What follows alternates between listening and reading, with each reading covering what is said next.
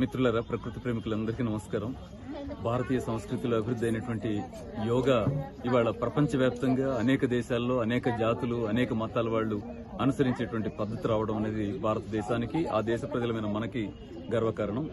అయితే ఈ ప్రకృతి సహజ విధానాలని అనుసరించే దానిలో మనం గతంతో పోలిస్తే ముందుకు వెళ్లాం, కానీ ఇంకా మన ప్రజలకి ఈ అవేర్నెస్ ఇంకా పెరగాల్సిన అవసరం ఉంది.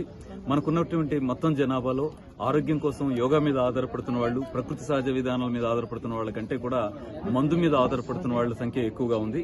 ఆ పొజిషన్ మారి సహజ విధానాల్లోకి రావాలంటే, మన కన్నతల్లి లాంటి ప్రకృతిని అనుసరించాలంటే ఈ అవేర్నెస్ మన కుటుంబాల్లో ఇంకా వ్యాపించాల్సిన అవసరం ఉంది. అంతర్జాతీయ యోగా దినోత్సవాన్ని పురస్కరించుకుని అన్ని చోట్ల, అన్ని కుటుంబాల్లో, అన్ని సర్కిల్స్ లో కూడా యోగా చేయాలి. రోజు 1 గంటైనా యోగాని ఆచరించడం ద్వారా జబ్బులకి దూరంగా ఉండొచ్చు, యాక్టివ్నెస్ పెంచుకోవచ్చు, మానసిక ఒత్తిడికి దూరంగా ఉండొచ్చు అనేటువంటి అవేర్నెస్ ని పెంచడానికి యోగా పట్ల